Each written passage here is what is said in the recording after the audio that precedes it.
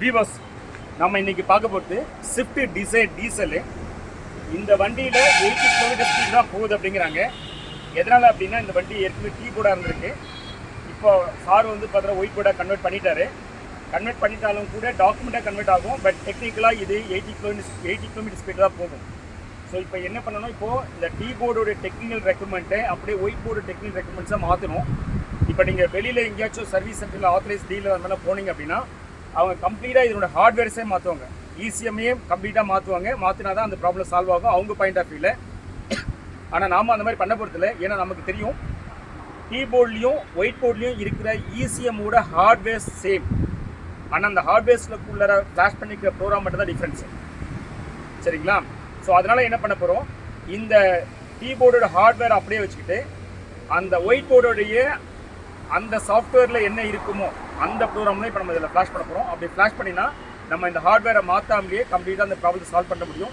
So இதனால் கிட்டத்தட்ட 50,000 வரைக்கும் நம்ம வந்து பார்த்தோன்னா சேவ் பண்ண முடியும். சரியா? ஸோ கண்டிப்பாக வந்து பார்த்தோன்னா ஆத்தரைஸ் டீலர்லாம் வந்து பார்த்தோன்னா இந்த இசிஎம்மோட பார்ட் நம்பர் மாற்றுவாங்க. ஏன்னா டீ போர்டில் இசிஎம்மோட பார்ட் நம்பர் வேறும், ஒயிட் போர்டோடைய இசிஎம்மோட பார்ட் நம்பர் வேறும். அந்த பார்ட் நம்பர் ஏன் வேரி ஆகுதுன்னா not because of hardware, it's because of software flash. சரிங்களா? ஓகே, இப்போ நம்ம ப்ரோக்ராம் பண்ணலாம். வாங்க லெட்ஸ் மூவ் ஆன். வண்டியை ப்ரோக்ராம் பண்ணுறதுக்கு முன்னாடி முதல்ல இந்த வண்டியில் ஏதாவது எரர் கோடு இருக்கான்னு முதல்ல ஸ்கேன் பண்ணி பார்த்துக்கணும். ஏன்னா இந்த வண்டியில் ஏதாவது எரர் கோடு இருந்துச்சுன்னா முதல்ல அந்த எரர் கோடு ப்ராப்ளத்தை ரிசால்வ் பண்ணிடணும். இந்த எரர் கோடு ப்ராப்ளத்தை ரிசால்வ் பண்ணாமல் நீங்கள் ப்ரோக்ராம் ஃப்ளாஷ் பண்ணிங்க அப்படின்னா பழைய எரர் கோடு என்ன இருக்கோ அது அப்படியே இந்த புதுசாக ப்ரோக்ராம் பண்ணதுக்கும் அது ரீஸ்டோர் ஆகிடும். அதனால தான் நிறைய பேர் என்ன சொல்லுவாங்கன்னா, சார் நான் ப்ரோக்ராம் பண்ணதுக்கப்புறம் 80 ஸ்பீட் லாக் ப்ரோக்ராம் சேஞ்ச் பண்ணதுக்கப்புறம் எனக்கு ப்ராப்ளம் வருதுங்கிறாங்க இல்லையா? ஆக்சுவலாக அதனால ப்ராப்ளம் வர்றதுக்கு வாய்ப்பு ரொம்ப ரொம்ப கம்மி. நீங்கள் ப்ரொஃபஷனல் பீப்புளை வச்சுட்டு நீங்கள் ப்ரோக்ராம் பண்ணிங்கன்னா, அன்ப்ரொஃபஷனல் வச்சு பண்ணிங்கன்னா அதுக்கு பொறுப்பேற்றுக்க முடியாது. ஸோ அதனால் இப்போ என்ன பண்ண ஸ்கேன் பண்ணி பார்த்தலாம் இந்த வண்டியில் ஏதாச்சும் பழைய டிடிசி கூட தான் என்ன இருக்காருங்க.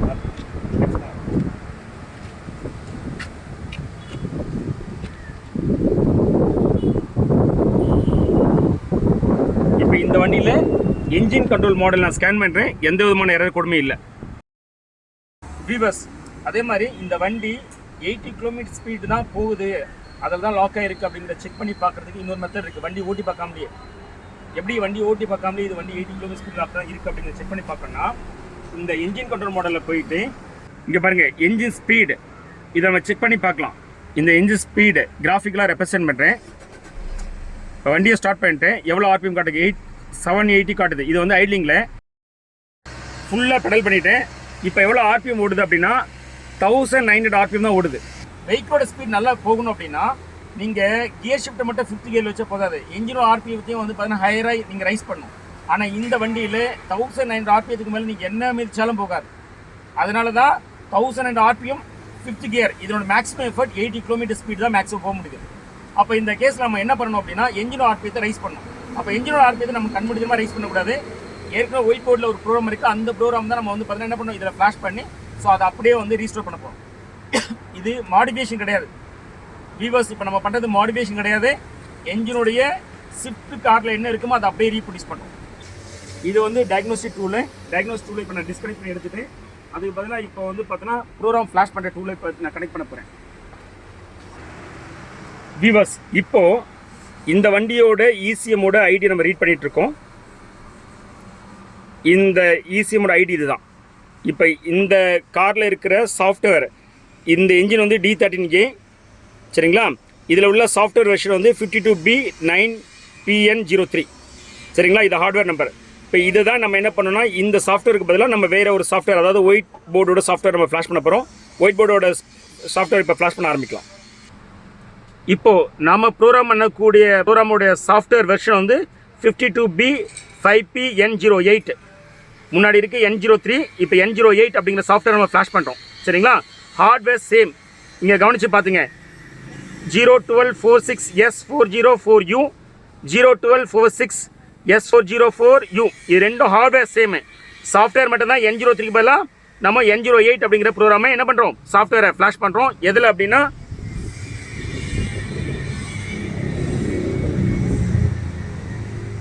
இந்த இசிஎம்ல.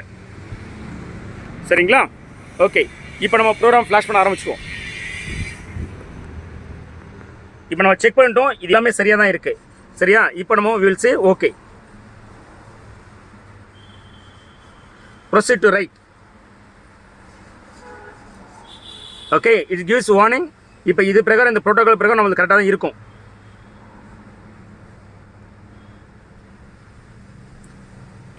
ஸோ ப்ரோட்டோகால் பிரகாரம் we like to switch off the dashboard.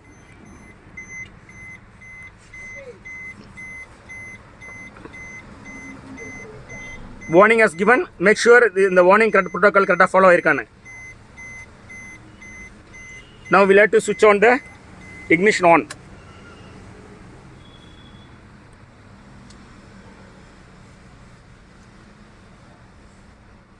See, battery charge not enough to correct communication. Continue அப்படின்னு கேட்குது. ஸோ இது ஒரு 11.7 11.6 தான் இருக்குது. பட் என்னோட எக்ஸ்பீரியன்ஸில் என்னோட டேட்டா பேஸ் பிரகாரம் பார்த்தீங்கன்னா இந்த பேட்டரி வந்து இந்த 11.6 11.7 போதுமானது தான். பட் இதை நீங்கள் அண்டர்ஸ்டாண்ட் பண்ணணும். ப்ரோக்ராம் ஸ்டார்ட் ஆகிடுச்சு. கிட்டத்தட்ட 50 minutes 35 seconds தேவைப்படுது கம்ப்ளீட்டாக ப்ரோக்ராம் ஃப்ளாஷ் ஆகி நிற்கிறதுக்கு. ஸோ அதனால் நான் வந்து கண்டினியூஸாக ப்ரோக்ராம் நான் கேப்சர் பண்ண முடியாது. அதனால் டிஸ்கனெக்ட் பண்ணேன். 100% கம்ப்ளீட் ஆகிடுச்சு. வீவர்ஸ், இப்போ நம்ம ப்ரோக்ராம் ஃப்ளாஷ் பண்ணிட்டோம். இந்த ப்ரோக்ராம் சக்ஸஸ்ஃபுல்லாக ஆகிடுச்சு அப்படிங்கிறதுக்கு 2 கிரைட்டீரியா செக் பண்ணால் போதும். ஒன்று, வண்டியை ஸ்டார்ட் பண்ணோம். வண்டி ஸ்டார்ட் பண்ணாலே 50% சக்ஸஸ். மீதி 50% வந்து பார்த்தீங்கன்னா என்ஜின் ஆர்பிஎம் 1000 மேலே காட்டுறதுனாலே ஓகே தான். நீங்கள் ஆக்சிடென்ட் பண்ணும்போது 1000 மேலே போகணுன்றதுக்காக ஃபுல் ஆக்சிடென்ட் கடல் பண்ணி 5000 ரைஸ் பண்ணாதீங்க. வண்டி வந்து பார்த்தீங்கன்னா டேமேஜ் ஆகிடும், என்ஜின் டேமேஜ் ஆகிடும்.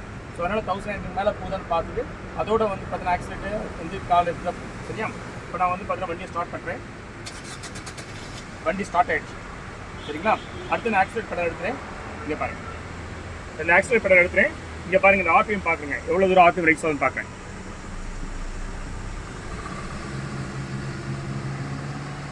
இன்னும் கொஞ்சம் ரைஸ் பண்ணுறேன் பாருங்கள். 2200 ஆர்பிஎம், கிட்டத்தட்ட ஒரு 3000 ஆர்பிஎத்துக்கு வந்து ரைஸ் ஆகிடுச்சு. ஸோ இதுக்கு மேலே நான் ரைஸ் பண்ண பொறுத்தில்லை.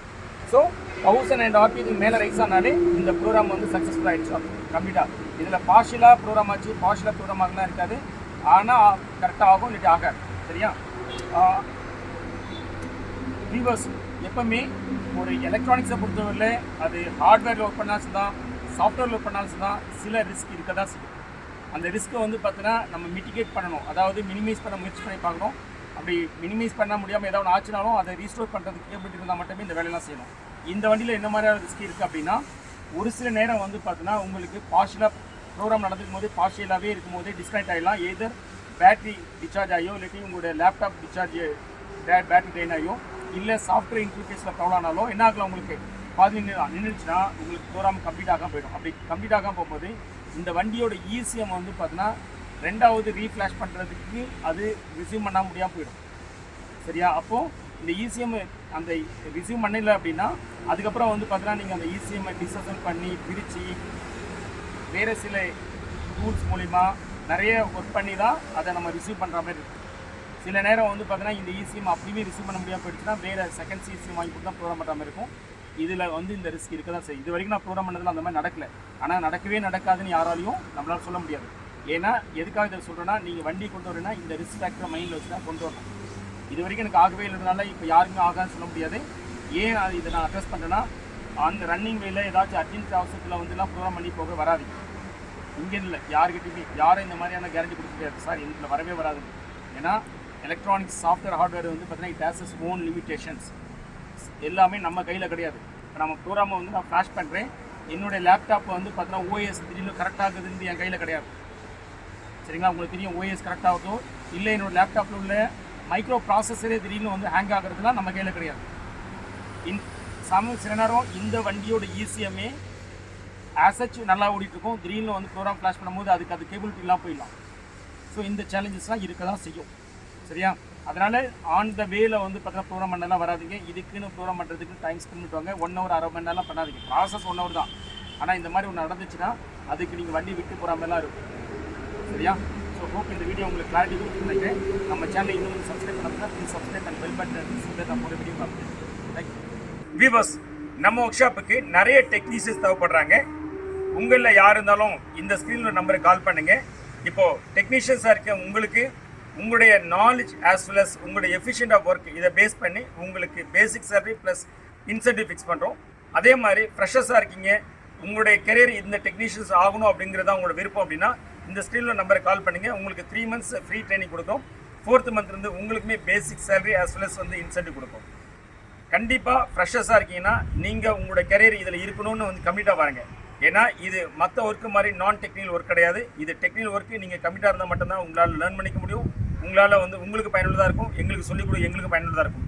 இல்லாட்டி உங்களுக்கு ஒரு 1 month 2 months இருந்துட்டு போயிட்டீங்கன்னா it is waste for you and நாங்கள் டீச் பண்ணது எங்களுக்கும் டைம் வேஸ்ட்டு. சரியா? ஹோப் இந்த வீடியோ உங்களுக்கு வந்து பார்த்தீங்கன்னா பயனுள்ளதாக இருக்குன்னு நினைக்கிறேன்.